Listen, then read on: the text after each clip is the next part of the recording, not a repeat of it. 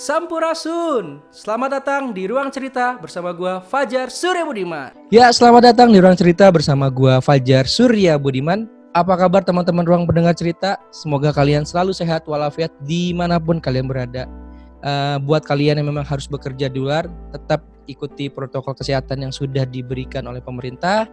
Dan bagi teman-teman yang masih mendapatkan privilege bekerja di rumah, saya selalu mendoakan untuk kalian juga selalu sehat dan juga titip salam keluarga buat kalian dimanapun kalian berada.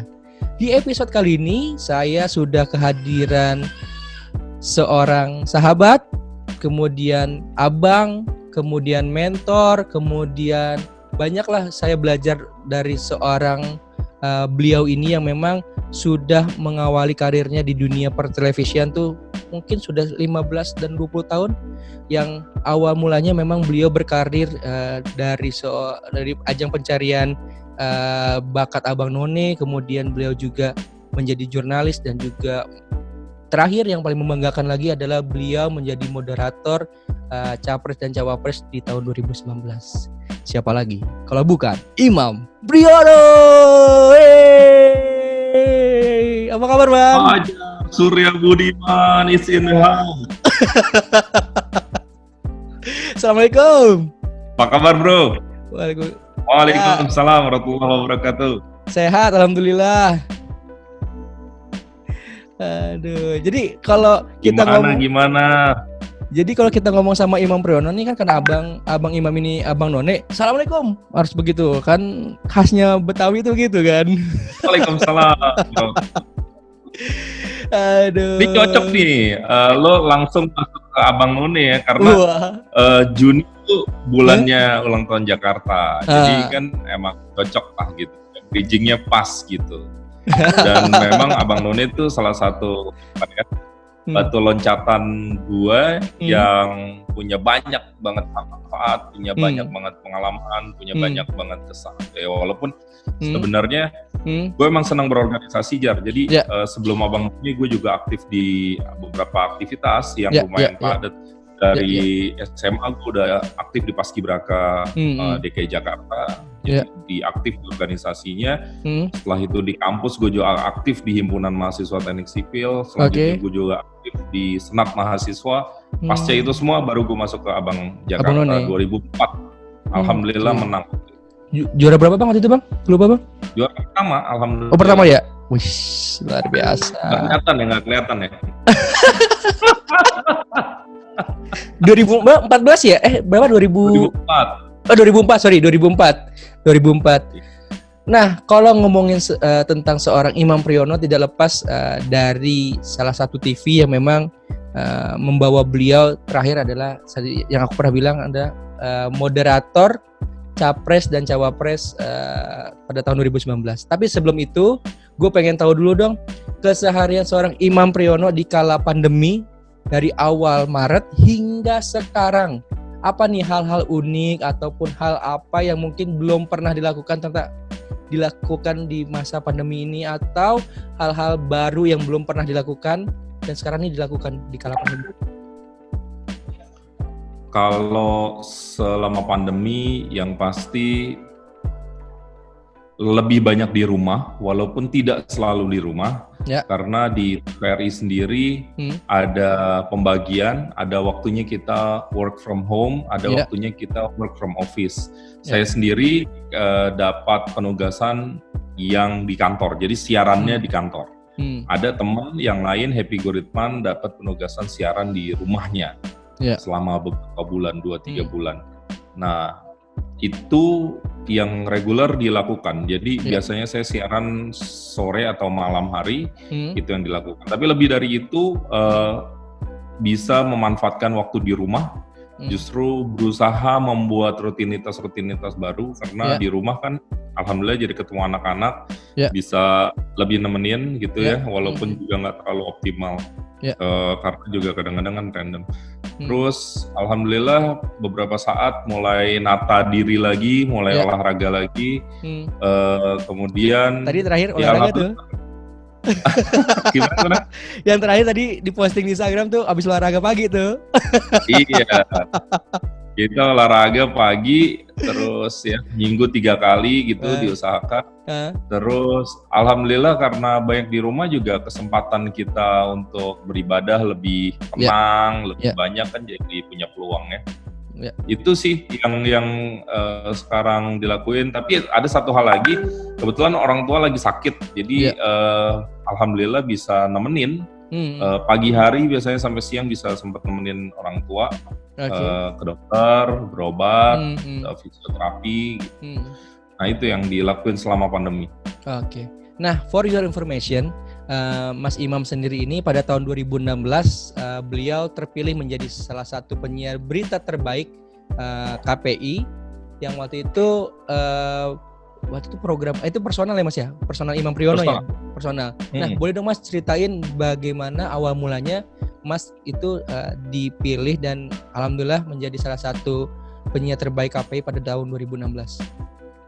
Nah, di 2016 itu Komisi Penyiaran Indonesia itu punya semacam malam penghargaan atau momen penghargaan. Jadi itu diberikan kepada macam-macam.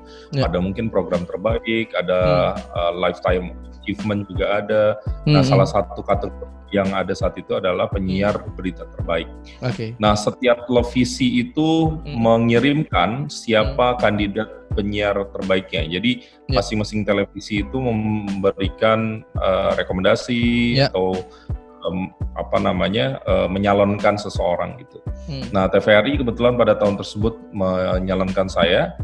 Kemudian setahu atau sepengetahuan saya itu ada penjuriannya di antara internal Komisi Penyiaran Indonesia. Dan yang menarik, penghargaan ini kan memang bukan seperti penghargaan sejenis yang lain yang biasanya mengandalkan misalnya voting gitu ya. Kalau ini kan lebih ke arah penjurian gitu. Jadi ada juri-juri yang memang meneliti mungkin kapasitas dan seterusnya.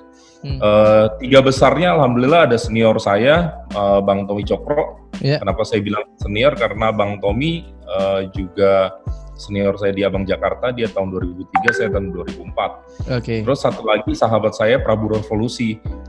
Jadi kita 3 besar, kemudian diumumkannya di Trans TV kalau nggak salah waktu itu.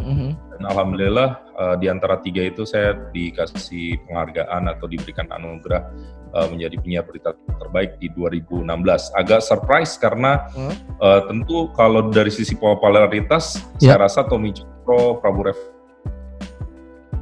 gitu ya. Hari itu saya juga kurang tahu karena nggak diberitahukan secara detail begitu ya mengapa saya yang diberikan anugerah, tetapi itu buat saya sangat surprise, sangat mengejutkan dan sangat bersyukur.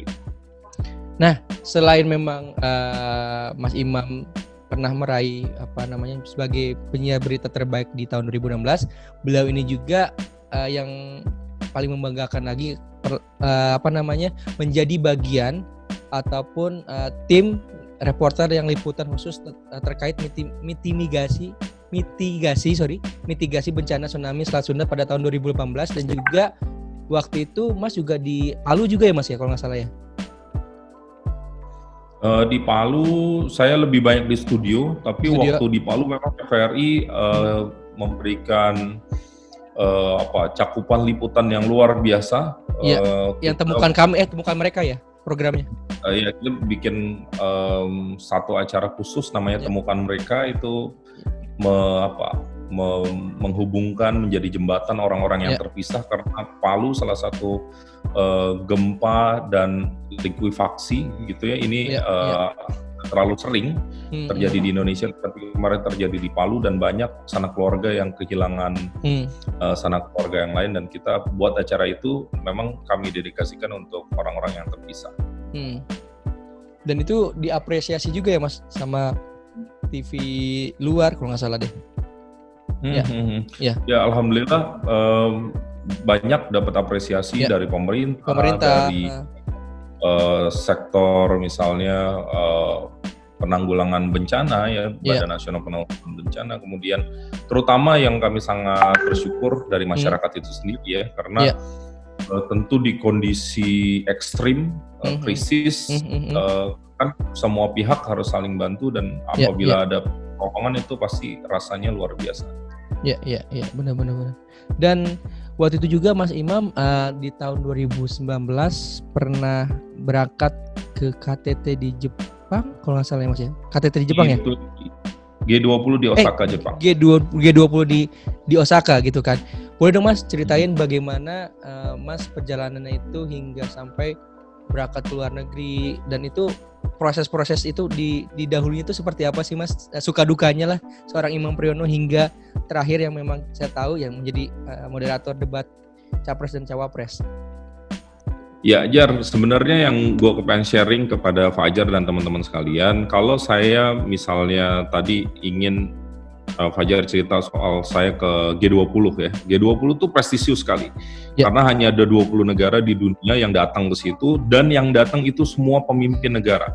Setingkat presiden atau perdana menteri. Jadi memang pertemuannya prestisius. Dan saya alhamdulillah sudah hadir di pertemuan G20 beberapa kali. Jadi di Osaka yang terakhir di Jepang, kemudian saya pernah datang di Turki, saya pernah datang di Australia, dan kalau saya tidak salah pernah juga di negara yang lain gitu ya. Tapi yang ingin saya bagi sebenarnya itu sebenarnya buah atau bonus dari perjalanan-perjalanan yang tidak sederhana. Prosesnya panjang, Fajar.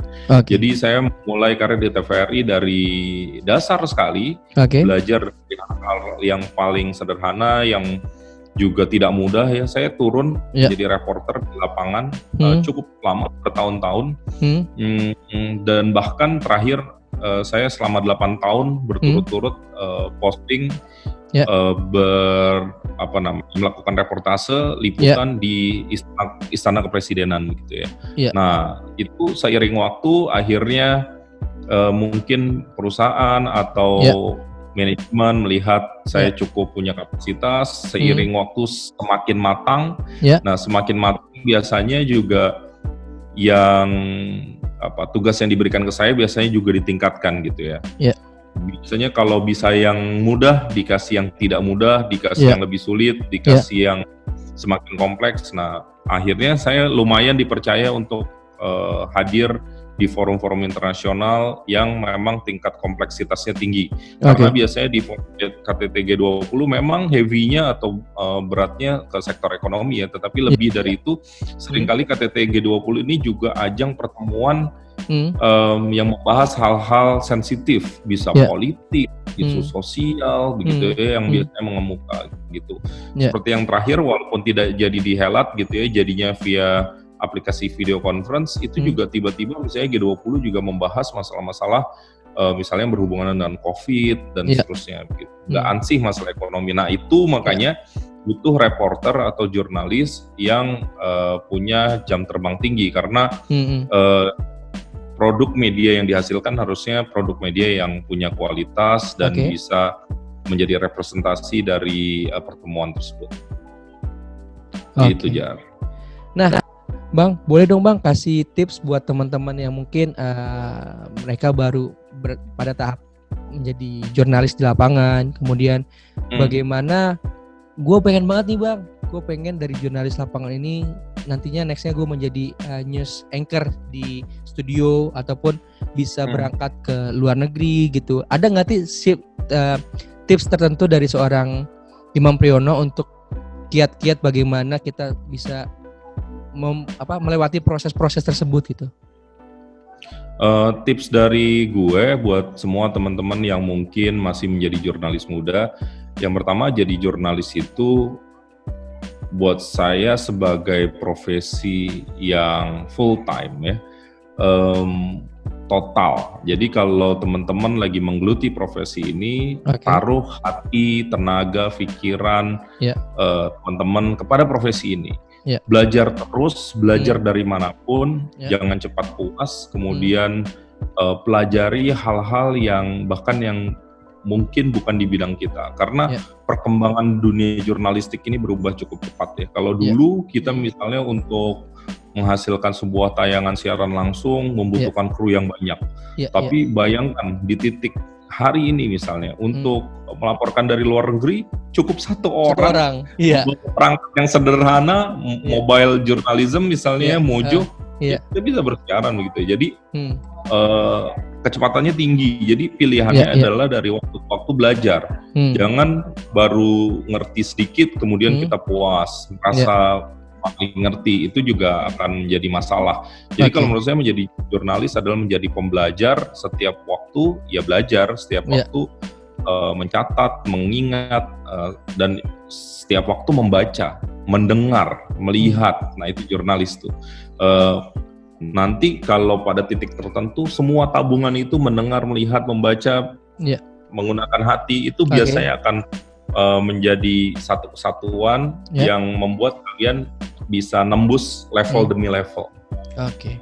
Nah, yang mungkin kita tahu juga bahwa Mas Imam ini kan memang lebih banyak pada proses perjalanannya itu berkarir sekarang untuk lebih kepada hard news, dalam artian narasumber dengan Mas Imam atau one by one kayak gitu kan, lebih ke one by one ataupun lebih ke dialognya yang lebih ranah politik, ekonomi, kemudian unsur-unsur yang lebih hard news lah kayak gitu. Nah, ada nggak Mas tips tertentu buat para news anchor yang muda ataupun yang baru mau belajar? Kalau misalkan Mas kayaknya gue nggak bisa deh di situ, tapi bisa nggak ya gue belajar seperti itu gitu? Atau ternyata kalau gue nggak bisa dari awal, apakah harus di tempat dengan yang morning show kah atau bagaimanakah? Nah, atau gue belajar semuanya dulu, baru nanti gue bisa memilih yang mana yang soft news kah atau yang hard news kah? Atau bagaimana Mas dari pendapat dari seorang Imam Priyono sendiri? Biasanya dua sisi tuh Jar. Jadi manajemen punya roadmap tersendiri biasanya ya untuk menciptakan anchor. Ya. Tapi di satu sisi kita sebagai individu juga biasanya punya game plan sendiri begitu ya. Misalnya kalau yang masih muda tuh biasanya memang dikasih random ya. Dia suruh cobain desk politik, desk ekonomi segala macam. Dia suruh cobain dulu, cobain sampai dia kelihatan kekuatannya itu ada di mana. Di mana? Gitu. Misalnya kelihatan, wah nih si Imam nih kelihatannya kalau diterjunin di politik dia nyala nih gitu ya, bagus, show-nya hidup segala macam, ya akhirnya dia kelihatan. Tapi dulu saya sempat nyobain banyak, bahkan saya pernah nyobain di olahraga gitu ya, tapi saya ngerasa bisa, iya pernah saya di olahraga bisa bawain, tapi saya nggak ngerasa saya ada di situ gitu. Berarti feel-nya nggak dapet ya? Saya pribadi menilai bahwa asik, enak. Iya, tapi bukan gua gitu. Iya. Sama halnya misalnya agak nyerempet yang ke dunia entertainment misalnya ya. Iya. Misalnya ya namanya mungkin di jurnalistik misalnya ada juga yang liputan hiburan gitu ya. Itu buat saya nggak mudah tuh malah. Nah, di perjalanan saya juga menilai kayak gitu, perusahaan juga menilai kayak gitu. Wah, si Imam nih cocoknya di politik, hukum, sosial, budaya, hard news gitu ya. Akhirnya mungkin di tahun tertentu mulai dikasih kepercayaan. Gitu. Ya, mulailah dibentuk ya Mas ya. Tipsnya sih kalau saya gimana? Ya mulailah dibentuk gitu ya. Setelah berapa kali mencoba, terus kemudian manajemen dan juga dari pribadi Mas sendiri juga memulai membentuk mana yang memang segi yang memang Mas Imam pribadi cocok gitu kan. Betul. Jadi coba dulu, nanti evaluasi. Setelah sekian tahun evaluasi mana kuatnya di mana, itu yang didalamin gitu. Dan dalamin itu menurut saya memang butuh waktu ya. Nggak ada yang bisa dibayar instan tuh Jar.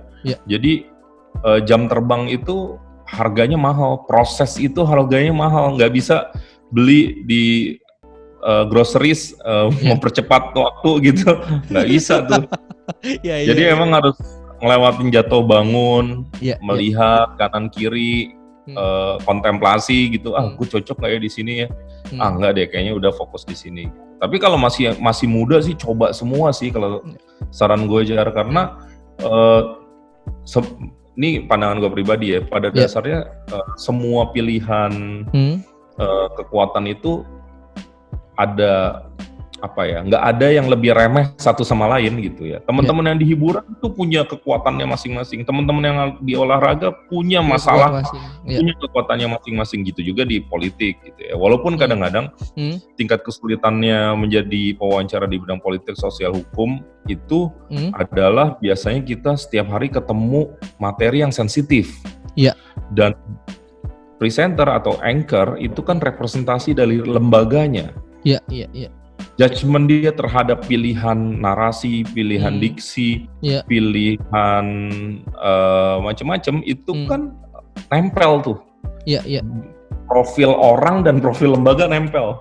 Jadi kadang-kadang itu tuh selalu di garis tipis tuh. Jadi pasti perusahaan media tuh naruh orang itu nggak sembarangan kalau untuk di sektor politik, karena kalau dia offside masalahnya tuh nggak hanya ke orang pribadinya, tapi lembaga juga. Masalah lembaganya. Gitu sih. Tadi mungkin yang aku bisa garis bawahi juga, kalau misalkan buat teman-teman anchor baru ataupun yang memang jurnalisme baru yang baru turun atau gimana, tadi ada 4 hal yang mungkin aku bisa garis bawahi dan juga rangkum. Pertama, aku bilangnya 4M. Yang pertama, mendengar banyak masukan dari siapapun itu. Terus kemudian melatih terus menerus apa yang kita punya, kita asah terus itu. Kemudian juga yang ketiga, M ketiga adalah mengevaluasi diri. Apa yang sudah kita coba, terus kita evaluasi, dan terakhir adalah mencoba lagi, karena kita nggak tahu kapan kita itu bisa dikatakan baik atau enggak kalau nggak kita coba. Begitu ya Mas Imam? Setuju. Dan itu semua kalau menurut saya dibungkus sama passion ya, gairah.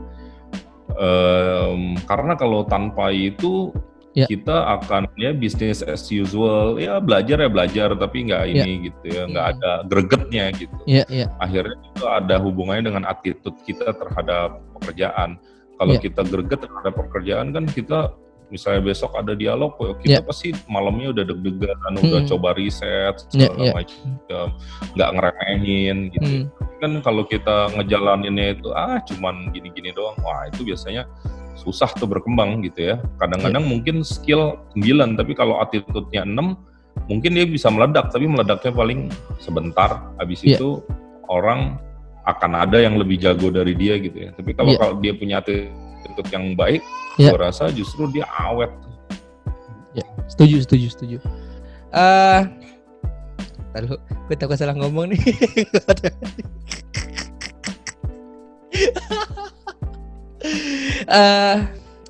Tunggu, gue jadi lupa kan mau nanya apa. Oh iya, yang kita tahu di 2019 kemarin Mas Imam Priyono terpilih menjadi moderator dan juga berpartner dengan Mbak Ira Kusno gitu kan.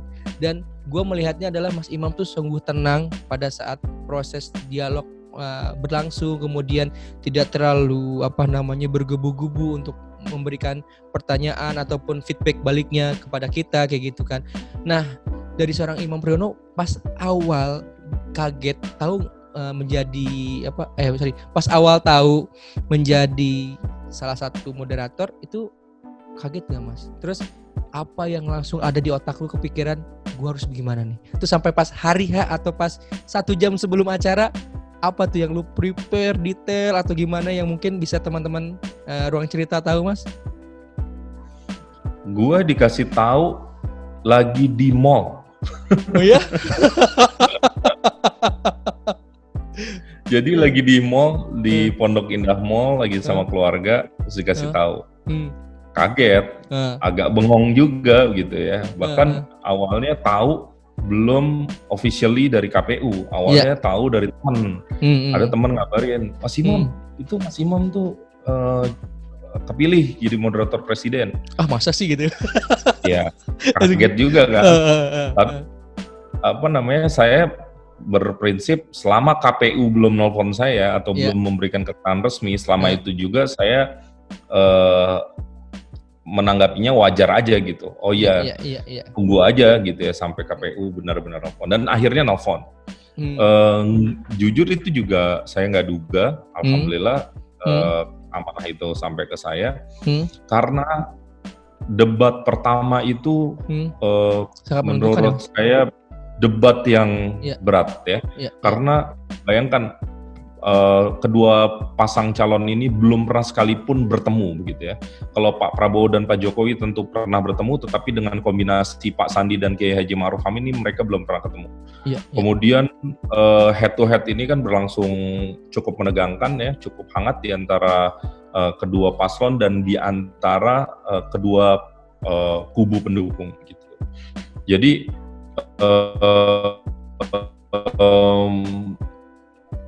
melihat itu semua, pasti ekosistem ini berharap jurnalis yang mengemban amanah adalah jurnalis yang kuat gitu, yang mampu begitu ya. Akhirnya kan di sebelum penetapan nama saya dan nama Mbak Ira Kusno udah berseliweran itu nama-nama besar, Fajar. Iya. Bukan hanya anchor yang senior ya, tetapi pemimpin redaksi begitu ya.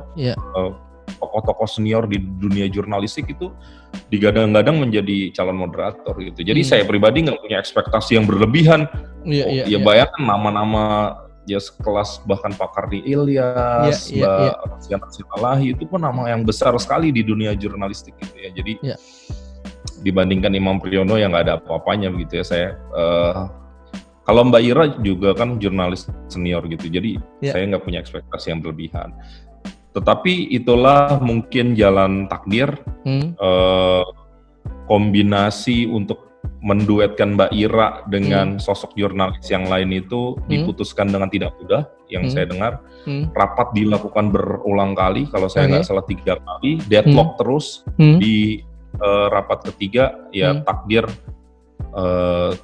menentukan saya yang menemani Mbak Ira gitu, dan disepakati. Ini yang menariknya juga nih, ini pelajaran buat teman-teman. Apa tuh? Kalau tim pakar itu isinya bisa 10 atau belasan orang dan itu sebenarnya hak dari KPU. Jadi KPU nggak usah minta izin ke paslon, dia punya hak untuk menentukan siapa saja tim pakarnya. Enggak, tim pakar. Tim pakarnya. Tim pakar. Kalau moderator itu harus disepakati oleh KPU dan harus disepakati oleh paslon. Oh gitu Mas. Nah jadi rumit. Jadi kadang-kadang paslon A misalnya bisa jadi cocok dengan figur B gitu. Imam. Ya, atau nanti belum tentu nanti yang paslon yang satunya cocok. Nah, akhirnya itu kunci-kuncian. Nah, alhamdulillah ya saat itu proses berlangsung. Saya 3 kali deadlock, akhirnya di rapat ketiga diputuskan saya dan Mbak Ira gitu. Dan 2 paslon katanya percaya kepada kami, dianggap cukup murni, netral, dan itu yang kami jalankan gitu. Gitu kurang lebih jauh. Oke. Terus yang tadi Mas, persiapan apa ataupun mungkin sebelumnya Mas udah berapa kali tektokan dengan Mbak Ira kah, atau hanya pas hari H tektokannya atau gimana Mas?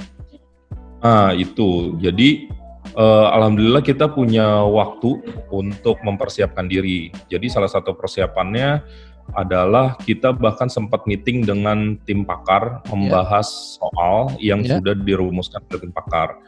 Dan kami bersyukur tim pakar punya kebesaran hati untuk sama-sama berdiskusi, bahkan lebih jauh dari itu kami dikasih ruang untuk merubah pola narasi.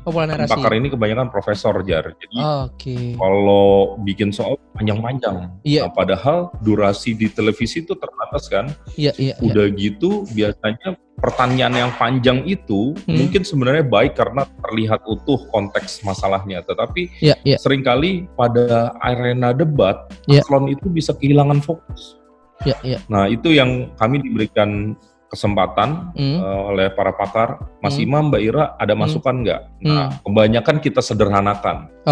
Jadi yang tadinya pertanyaan panjang kita sederhanakan jadi beberapa kalimat singkat gitu ya. Nah, fase selanjutnya kita ada sempat latihan, tapi nggak banyak juga, dan akhirnya lebih banyak latihan pas gladi. Nah, pas gladi ada gladi kotor gitu dan gladi bersih. Nah di situ kita berusaha lebih detail gitu ya, masuk Dan itu sebenarnya cukup detail sih persiapannya. Jadi kalimat per kalimat kita ulang berkali-kali.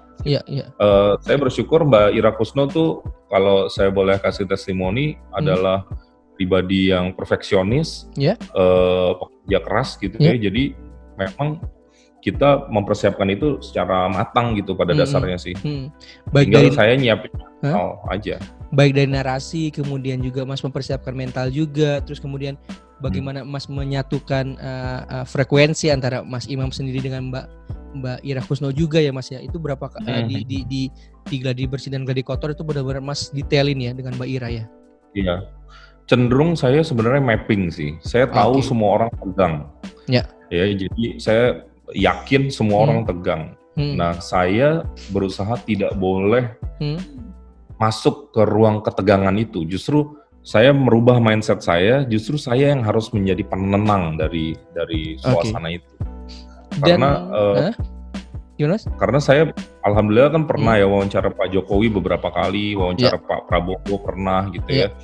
Bahkan di backstage itu sebelum naik, keduanya cukup tegang.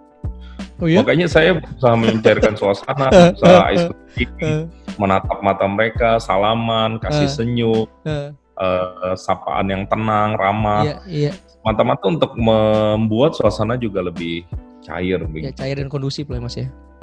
Iya, tapi mungkin Jar, saya juga mungkin boleh sedikit saya sharing. Boleh. Kenapa saya merasa relatif lebih siap? Karena alhamdulillah Allah mungkin kasih jalan itu bertahap Jar. Di 2018 itu ada pemilihan kepala daerah serentak di seluruh Indonesia. Saya alhamdulillah dikasih kepercayaan memimpin debat gubernur yang tensinya tinggi. Di mana tuh Mas? Jadi debat gubernur misalnya Provinsi Bali, debat gubernur terakhirnya itu saya yang mandu sendirian di Bali. Itu juga head to head, jadi cuman 2 pasang calon Bali. Tegang, keras dalam tanda petik ya kontestasinya. Dan saya masuk di arena itu yang menentukan. Dan alhamdulillah pada saat itu audiensnya puas, 2 paslonnya puas dan seterusnya. Nah, kemudian saya juga dikasih kesempatan di Sumut ya, Mas?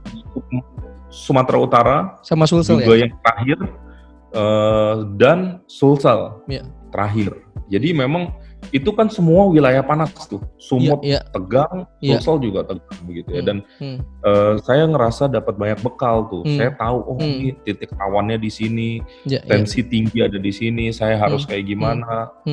Tegas itu boleh, tapi sejauh mana dan seterusnya. Itu modal tuh buat Pilpres. Luar biasa. Alhamdulillah,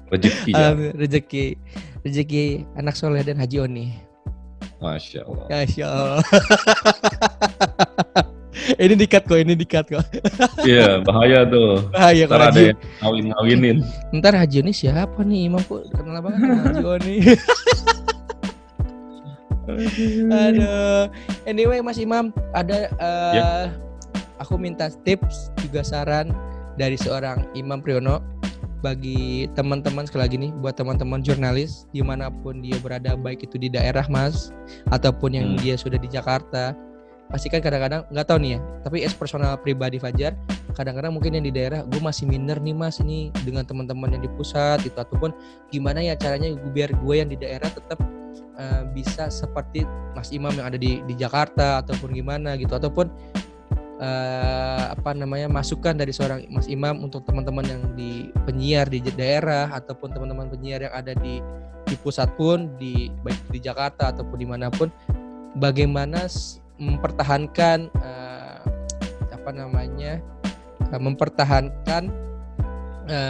baik itu performa ataupun misalkan baik itu di luar panggung, dalam artian di lapangan ataupun di studio, agar tetap konsisten dari tahun ke tahun untuk ya buat teman-teman penyiar semuanya lah. Kalau menurut saya pertama memang kita harus punya energi yang besar. Ya. Jangan cepat menyerah kalau ada kendala. Jangan cepat puas kalau baru mulai bisa. Ya. Jadi memang kita harus terus menjadi pembelajar. Saya sendiri sampai hari ini terus meneliti apa saja yang harus saya perbaiki, kemudian apa yang harus saya tingkatkan. Saya senang mendengar masukan dari orang, kritik, itu saya rasa perlu. Terus yang kedua menurut saya, sejak awal cari atau temukan uniqueness kalian atau diferensiasi kalian, perbedaan kalian dibandingkan penyiar yang lain. Mengapa begitu? Karena penyiar tentu sekarang banyak, tetapi yang bisa unggul adalah yang paling bagus gitu ya. Nggak bisa, kalau kalian di tengah ya tentu nggak akan terlalu bersinar, tetapi kalau mau unggul ya kalian harus yang paling unik, yang paling kuat, dan itu bisa diraih ya dengan kerja keras gitu ya. Jadi teman-teman temukan keunikan kalian sejak awal.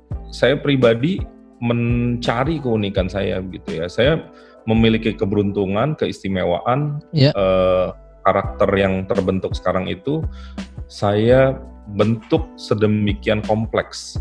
Bayangkan Fajar, saya paskibraka. Paskibraka itu identitas kedisiplinan setidaknya, di samping identitas yang lain, tetapi yang menonjol kedisiplinan. Yang kedua, saya pernah ikut di Senat Mahasiswa, punya pemikiran kritis. Ya, itu kan identitas dari Senat Mahasiswa. Dan selanjutnya saya pernah bergabung di Abang None Jakarta yang punya identitas budaya. Ya kan? Nah, itu semua memang saya gabungkan menjadi imam yang sekarang. Di satu sisi saya bisa kritis, di satu sisi saya punya kedisiplinan. Sampai detik ini saya berusaha menjaga waktu. Saya kalau janji insya Allah tepat seingat saya, dan saya fight. Tidak hanya untuk pekerjaan ya, saya di rumah juga punya standar yang tinggi untuk soal waktu gitu. Dan orang rumah tahu saya kayak gitu. Dan tapi pada satu sisi yang lain, saya punya itu keluasan karena saya pernah di Abang Jakarta, saya pernah bergaul dengan industri pariwisata yang mungkin dekat dengan industri hiburan. Nah, itu yang membuat mungkin karakter saya unik dan kompleks di dunia jurnalisme. Gitu. Dan saya rasa teman-teman yang masih muda juga mulailah meramu gitu. Kira-kira keunikannya di mana, uniqueness-nya di mana. Terus dari hari ke hari diasah sampai nanti kalian unggul, dan nggak usah minder dengan kebiasaan orang. Lebih baik kalian fokus dengan kekuatan kalian daripada kalian fokus dengan kekuatan orang, gitu ya. Kalau untuk mapping boleh, misalnya, Fajar suaranya bagus, bisa nyanyi dan seterusnya, banyak talentanya gitu. Boleh untuk di mapping, tapi tidak boleh untuk jadi kita takut. Justru kalau kita misalnya ngelihat kompetitor kita, wah si Fajar keren di sini, justru kita harus berpikir sebaliknya, gue keren di mana ya? Gitu sih kalau menurut gue salah satu tipsnya. Dan yang pasti gali terus keunikan apa yang lu punya, dan itu lu gali terus, lu pelajari terus, bukan hanya apa ya kemampuan orang lain ya, tapi kemampuan kita tuh apa ya Mas ya? Dan kita terus kita coba, terus kita juga introspeksi, coba lagi kayak gitu sampai menemu titik di mana itu diri gua gitu sih. Ya kurang lebih kayak gitu Jar, karena mungkin bisa jadi inspirasi ya. Dulu waktu gue menang Abang Jakarta di 2004 itu, gue kondisi saat itu sebenarnya luar biasa ya. Secara ekonomi sangat sulit sebenarnya bisa dibilang. Gue menang Apnon itu tanpa gue punya kemeja untuk seleksi satupun. Jadi gue itu punya kemeja putih 4 itu dibeliin sama istri gue yang sekarang. Saat itu belum jadi istri. Emang ada istri yang mana Mas? Apa namanya? Ini di rumah nih. Jadi dulu gue gak mau seleksi Apnon. Mau seleksi Apnon itu gue gak punya kemeja aja. Jadi gue dibeliin tuh 4 kemeja. Dan gue gak punya dasi. Dipinjemin dasinya gitu ya. Jadi dan kondisinya kalau kita ikut Apnon itu lawan kita kan luar biasa tuh ya. Teman-teman gue itu sekolah lulusan luar negeri, dengan kehidupan yang jauh lebih nyaman dan seterusnya. Tapi kita bisa ya alhamdulillah gue menang. Gue menang juara 1 ya. karena itu mapping di satu sisi, tapi di sisi lain gue cukup percaya diri bahwa gue pasti punya uniqueness saat itu. Gue lihat yang lain pinter-pinter mengkilap pada dasarnya hampir semua dari keluarga yang mampu, gue enggak. Tapi gue mikir terus apa ya yang membedakan gue dari mereka, yaitu gue aktivis mahasiswa, gue biasa di jalan dalam tanda petik ya, maksudnya gue biasa mungkin demonstrasi, advokasi kasus itu menjadi keseharian yang mereka teman-teman gue yang ikut nggak punya, dan terbukti dengan uniqueness itu orang juga ngeliat unik juga ya si Imam nih senat mahasiswa tapi paskibraka juga gitu, dan dia ngerti juga sedikit budaya, ya alhamdulillah jadi menang. Ya mirip lah di dunia pekerjaan gitu menurut gue. Lo harus punya uniqueness, kalau enggak lo akan sama-sama yang lain, lo nggak akan kelihatan. Iya benar-benar. Setuju Mas, setuju. Terakhir dari gua di ruang cerita, boleh bagi dong Mas, boleh bagi tips buat teman-teman yang masih harus bekerja di luar karena memang mencari nafkah di luar, dan juga boleh dong bagi tips dan masukan atau saran bagi teman-teman yang memang memiliki privilege kerja di rumah, dan juga teman-teman yang masih bandel dalam artian yang karena bosen, karena gue bingung mesti ngapain, gak ada kreativitas apapun di rumah gitu kan.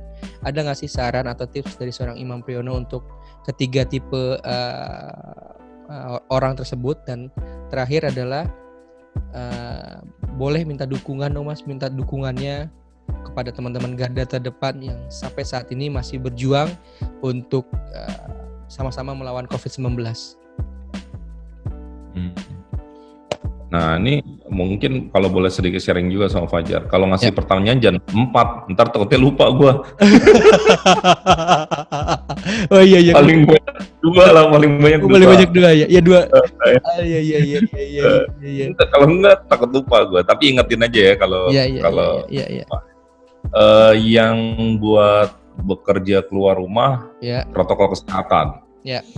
Kunci dari cerita COVID ini sebenarnya satu kalau menurut gue, kedisiplinan kita untuk menerapkan protokol kesehatan. Jadi kan gue juga mesti keluar nih, harus ke TVRI kan. Itu ya bisa dibilang disiplin gue. Jadi jalan tuh harus pakai masker segala macam. Ini juga selalu diingetin sama orang rumah. Istri gue tuh tegas lah untuk masalah-masalah itu. Pasti gue diingetin, ya udah bawa belum masker, dicek tuh di mobil hand sanitizer, di tas gue ada hand sanitizer. Jadi guenya juga ngelakuin itu, nyampe kantor pakai hand sanitizer, cek suhu segala macam, jaga jarak, itu gue lakuin secara disiplin. Pulang mandi, jadi ganti semua baju, mandi, baru bisa melakukan aktivitas yang lain. Alhamdulillah sampai saat ini kita semua di rumah baik-baik aja.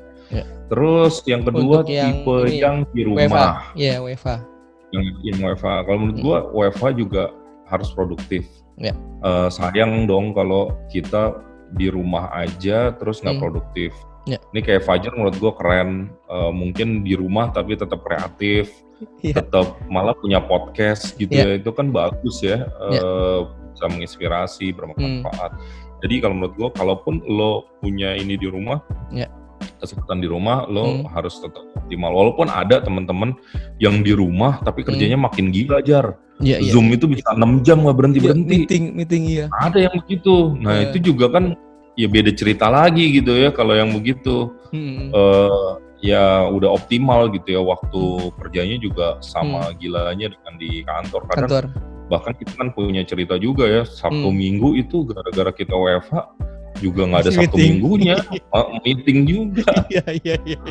Ya kan? Mohon maaf itu istri Mas gitu ya? Mbak, maaf ya Mbak, bercanda deh. Sejujurnya iya, karena besok gue harus nemenin dia. Malah besok dia keluar tuh harus ngecek. Besok tuh ada acara ini, Jar, di GI sama PU. Ya Menteri Pariwisata sama Pemda DKI ada pokoknya inilah sosialisasi new normal di mall. Dan lu harus kesana. Terus tipe ketiga apa, Jar? Yang tadi yang bosen ataupun bingung mesti kreativitas seperti apa, ada nggak masukan dari seorang Imam Priyono? Kalau gue sih, kalau lo mulai bosen, cari inspirasi. ya. Cari inspirasi caranya macam-macam, bisa baca buku, sekarang browsing internet juga banyak gitu ya. Tetapi benang merahnya cari yang positif. Ya nggak mudah ya, kita udah mungkin lebih dari 3 bulan kan ada di rumah dan itu 4-5. Oh iya, jadi kalau bosen wajar, tapi gimana caranya keluar dari suasana kebosanan dan cari kegiatan yang positif. Pasti lo orang yang paling tahu terhadap diri lo sendiri. Jadi gue nggak bisa ngedikte tentu si A harus kayak gimana, si B harus kayak gimana. Tapi kalau diri gue sendiri, gue sih terus cari yang positif ya, kayak ya ini pencitraan nih jatuhnya. Tapi misalnya gue ngerasa wah ini nikmat banget ya bisa di rumah. Kenapa gue nggak banyakin ibadah misalnya kayak gitu kan? Itu yang bisa dilakuin gitu ya. Kalau misalnya dulu ibadahnya misalnya cuman sunahnya 1 jadi 2 dan sebagainya. Ini kan masing-masing orang bisa memanfaatkan waktu masing-masing. Terus yang keempat apa tadi? Dukungan Mas, dukungan buat garda terdepan. Dukungan buat garda terdepan. Buat teman-teman yang berada di garda terdepan, sejak hari pertama gue langsung bilang lo pahlawannya, respect yang terdalam dan tertinggi untuk kalian semua. Kami merasa berhutang budi dan cuman Allah nanti yang akan membalas budi baik jasa-jasa teman-teman sekalian yang ada di garda terdepan. Semangat terus, mari kita terus berusaha, berikhtiar karena tentu Allah lebih cinta, lebih suka orang-orang yang tidak menyerah. Jadi gue berharap teman-teman yang di garda terdepan juga tidak menyerah. Mari kita penuhi takdir kita bahwa COVID-19 adalah bagian dari takdir kita sehingga itu harus kita jalani. Mudah-mudahan teman-teman sehat. Kami sangat prihatin buat teman-teman yang terpapar COVID-19, bahkan ada yang meninggal dunia. Semoga Allah SWT memberikan jalan terbaik. Yang meninggal husnul khotimah insyaallah. Mudah-mudahan mendapatkan pahala yang sangat tinggi, pahala jihad misalnya. Dan mudah-mudahan teman-teman semua mendapatkan kebahagiaan dunia dan akhirat. Kurang lebih gitu, Jar. Amin. Oke, terima kasih banyak Mas Imam untuk waktunya selama hampir jam ini. Jangan kapok untuk main lagi di Ruang Cerita bersama Fajar. Sehat-sehat selalu untuk Mas Imam dan keluarga. Dan buat teman-teman yang mau tahu apa tuh ataupun mau kepo tentang aktivitas Mas Imam, lu bisa follow Instagramnya Mas Imam di imampriyono_23 ataupun juga misalkan teman-teman mau cek juga Instagramnya Mas Imam, itu bisa juga di Imam Priyono ya Mas ya? Ya. Imam Priyono. Oke. Anyway, sekali lagi terima kasih banyak buat Mas Imam Priyono. Terima kasih Fajar, sukses terus. Jangan lupa untuk like, subscribe, and komen Ruang Cerita Fajar. Kalau udah monetize, jangan lupa traktir. Cakep. Ada pantun. Tapi gue takut kalau gue pikir dulu biar enak. Sikum minum ale-ale. Assalamualaikum semuanya. Dah.